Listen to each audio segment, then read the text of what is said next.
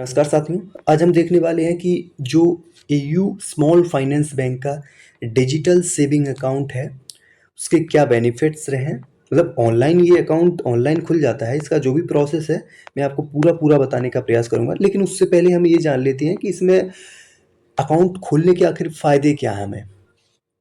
तो बाकी बैंकों के मुकाबले इसमें भी ऐसा कि आपको कोई भी एवरेज मेंटेनेंस बैलेंस करने की कोई ज़रूरत नहीं है।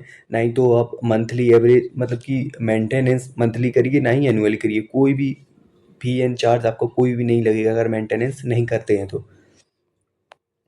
दूसरा इनका कहना है कि फीस एंड सरचार्ज इसमें बताते हैं कि 10 फाइनेंशियल ट्रांजैक्शंस मंथ ई स्मॉल फाइनेंस बैंक। इनका ये कहना है कि सीधा सीधा कि आप 10 ट्रांजैक्शंस आप ए स्मॉल फाइनेंस बैंक का जो एटीएम है, आप उससे 10 फ्री ट्रांजैक्शन कर सकते हैं और कैश विड्रॉल कर सकते हैं आप किसी भी ब्रांच में, ऐसी ऑल इंडिया की जहां पर भी ए स्मॉल फाइनेंस बैंक की जो भी ब्रांच है, आप वहां पर जाकर कैश विड्रॉल कर सकते हैं।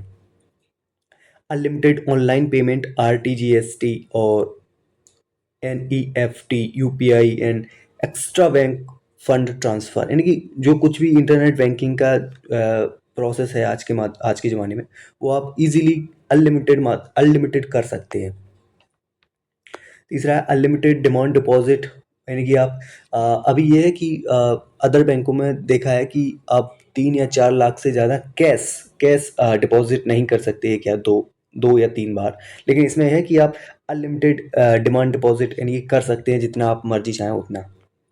Stop cheque through net banking और फ़ोन बैंकिंग के, यानी कि आप जो भी आपने जो चेक दिया था, अगर इन केस वो गलत चला जाता है किसी दूसरे व्यक्ति के हाथ में, आप नेट बैंकिंग के थ्रू या मोबाइल बैंकिंग के थ्रू आप उसको स्टॉप करवा सकते हैं। सेकेंड, एक सेकेंड। तो आप उसको स्टॉप करवा सकते हैं। इसमें 6वां पॉइंट इन्होंने बताया है, 6 पॉइंट, कि लोकल और आउटस्टैंडिंग चेक कलेक्शंस एट, मतलब कि कोई भी ब्रांच का, इनका सीधा सीधा कहने का मतलब ये है कि आप कोई भी ब्रांच का जो कि कोई भी बैंक का जो आप चेक है वो आप कहीं, मतलब कि स्मॉल फाइनेंस बैंक उसे एक्सेप्ट करता है और क्लियरेंस में डाल देता है। ATM decline due to the insufficient balance. ATM अगर आपका बैलेंस नहीं है इनकेस अकाउंट में, तो इजीली कोई भी चार्ज ऐसा नहीं देना पड़ेगा कि अगर एटीएम में लगता है कि अगर आपके अकाउंट में पैसे नहीं हैं, तो अगर आप तब भी एटीएम का यूज़ करते हैं तो 23 रुपीज़ समथिंग ऐसा कुछ डिडक्ट हो जाता है। लेकिन ई स्मॉल फाइनेंस में ये एक फ़ायदा है कि आपको ऐसा इसमें कोई भी चार्ज नहीं देना है और डिमांड डिपॉजिट पर भी ऐसा कोई भी चार्ज नहीं देना है। इसमें दो बड़े मेजर पॉइंट बेनिफिट्स हैं कि आप अनलिमिटेड डिमांड डिपॉजिट कर सकते हैं। दूसरा, इसमें कोई भी ऐसा आप नॉन फाइनेंशियल ट्रांजैक्शन भी करते हैं अपने एटीएम से, then nobody to be any charge. 5 transactions इनकी आप इनका वही है कि आप मतलब कि फ्री ट्रांजैक्शन कर सकते हैं अप टू, यानी कि 5 ट्रांजैक्शन होने के बाद बैंक में या जो कहीं पर भी कैश डिपॉजिट के रिगार्डिंग। और इशूइंग इशूइंग ऑफ मंथली, यानी कि जो भी मंथली आपका जो स्टेटमेंट है वो आपको मंथली आपली ईमेल पर या आपके हार्ड कॉपी में आपके होम एड्रेस पर एज अ विजिट मतलब कि दे दिए जाएंगे। डेबिट कार्ड की अगर एक्सक्लूसिव डेबिट कार्ड की अगर फी एंड पेमेंट की अगर बात करें तो इसमें, तो जो इसमें डेबिट कार्ड मिलता है वो रुपए प्लेटिनम डेबिट कार्ड मिलता है। इसकी जो एनुअल फ़ी है वो 299 करके इसकी एनुअल फ़ी रहने वाली है।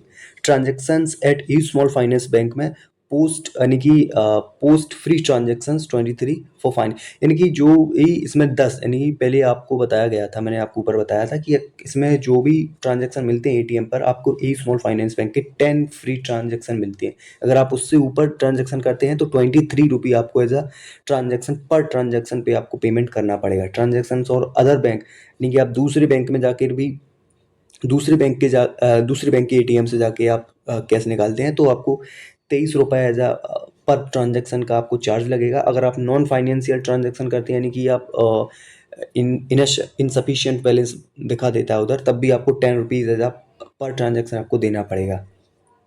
ट्रांजैक्शन और अदर बैंक इन आउटसाइड, अगर आप इंडिया के बाहर कहीं और से पैसा निकालने की, मतलब कि एटीएम से पैसा निकालते हैं, तो 100 रुपीज़ एज आ इंस्टेंट आपको मतलब कि पेनाल्टी, मतलब कि ये जो भी पेनाल्टी या चार्ज है जो आपको देना पड़ेगा अगर फाइनेंशियल ट्रांजैक्शन है। अगर नॉन फाइनेंशियल ट्रांजैक्शन है तो आपको 25 रुपीज़ देना पड़ेगा।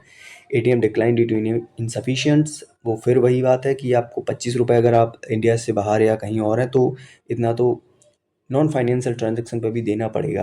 रिप्लेसमेंट अगर कार्ड खो जाता है, रिप्लेसमेंट ऑफ कार्ड लॉस्ट, मतलब कि अगर आपका कार्ड खो जाता है, कहीं चोरी हो जाता है, टूट जाता है, तो आपको 200 रुपये यानी कि 200 रुपये आपको, मतलब कि रिप्लेसमेंट दूसरा कार्ड लेने के लिए आपको चार्ज देना पड़ सकता है। और जो भी फीचर्स हैं वो एयू डिजिटल सेविंग अकाउंट के मैंने आपको बता दिए हैं। अगर कोई भी अगर फीचर रह जाता है तो आप मुझे कमेंट करें, मैं अगली वीडियो में उसको कवर करने का पूरा प्रयास करूँगा। Thank you so much, have a nice day.